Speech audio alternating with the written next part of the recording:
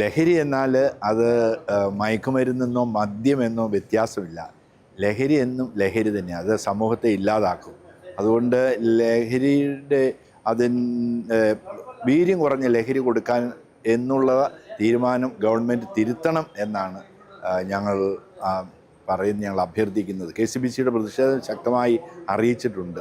ലഹരി ചെറുതാണെങ്കിലും വലുതാണെങ്കിലും ലഹരി തന്നെയാണ്. ഒരിക്കൽ അതിന് അടിമകളായാൽ അതിൽ നിന്ന് രക്ഷപ്പെടുക എളുപ്പമല്ല. അത് തലമുറകളെ തകർത്ത് കളയുന്നതാണ്. മഹാത്മാഗാന്ധി എനിക്കൊരു ദിവസം അധികാരം ലഭിച്ചാൽ ഞാൻ ആദ്യം നിരോധിക്കുക മദ്യമാണെന്ന് പറഞ്ഞവരുടെ പിന്തുടർച്ചക്കാരാണ് ഇപ്പോഴത്തെ ഗവൺമെൻറ്. അതുകൊണ്ട് മദ്യത്തിനെതിരെ മയക്കുമരുന്നിനെതിരെയും ഒരുപോലെ പോരാടണം. തൂഫാൻ പ്രത്യേകം അഭിനന്ദനം അർഹിക്കുന്നു. അതോടൊപ്പം തന്നെ നിരവധി ബാറുകൾ തുടങ്ങിയും അതുപോലെ ലഹരിയുടെ വീര്യം കുറഞ്ഞ ലഹരി വിതരണം ചെയ്തും എങ്ങനെ ഒരു സമൂഹത്തെ രക്ഷിക്കാൻ സാധിക്കും എന്നുകൂടെ ഞങ്ങളോട് പങ്കുവച്ചാൽ ഞങ്ങൾക്ക് വളരെ സന്തോഷം.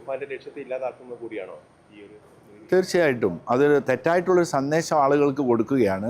വീര്യം കുറഞ്ഞ ലഹരി നിങ്ങൾ ഉപയോഗിച്ചുകൊള്ളുക, സന്തോഷിക്കുക. പക്ഷേ അതും അപകടം തന്നെയാണ്. ചെറിയ ഒരു ലഹരിയാണെങ്കിൽ അടിമകളാകുമ്പോൾ അതും അതിനടിമയാകാൻ കൂടുതൽ വീര്യമുള്ള മയക്കുമരുന്നിലേക്ക് കടന്നു പോകും. അതുകൊണ്ട് ഈ തീരുമാനം പിൻവലിക്കണമെന്നാണ് ഞങ്ങൾ ആഗ്രഹിക്കുന്നത്. വിലങ്ങാട് പ്രത്യേക പാക്കേജ് പ്രഖ്യാപിച്ചതിൽ ഗവൺമെൻറ്റിനോട് പ്രത്യേകം നന്ദി. പക്ഷേ 5 കോടി രൂപ ഒന്നുമല്ല, 100 കോടി പ്രഖ്യാപിക്കാമെന്നാണ് വാഗ്ദാനം ചെയ്തിരുന്നത്.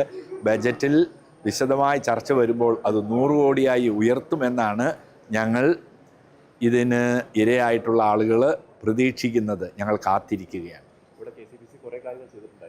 ഞങ്ങൾ 80ഓളം വീടുകളാണ് വച്ച് നൽകിയത് പാവപ്പെട്ടവർക്ക്, അതിൽ ദുരിതം അനുഭവിച്ചവർക്ക്.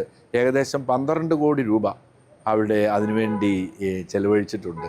അപ്പോൾ അതൊന്നുമല്ല എന്നുള്ളത്. അപ്പോൾ 5 കോടി രൂപ ഞങ്ങൾ 90 വീട് 80 വീട് വെച്ച് കൊടുക്കുമ്പോഴേക്കും 12 കോടി രൂപയായെങ്കിൽ 5 കോടി രൂപ അവിടെ റോഡ് നന്നാക്കാനുണ്ട്. റോഡ് പൂർണ്ണമായും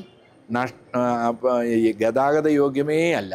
അവിടെ 5 കോടി രൂപ സൈഡ് കെട്ടാൻ പോലും ആകുകയില്ല. പക്ഷേ ഞങ്ങൾ മുഖ്യമന്ത്രി വാഗ്ദാനം ചെയ്തിട്ടുള്ളതാണ്, പ്രതിപക്ഷ നേതാവായിരിക്കുമ്പോൾ ഒരു 100 കോടി പാക്കേജ് ഉണ്ടാകും. അപ്പോൾ തൽക്കാലം ബജറ്റിൽ അത് കൊള്ളിച്ചു എന്നേ ഉള്ളൂ. ഞങ്ങൾ പ്രതീക്ഷിച്ചിരിക്കും.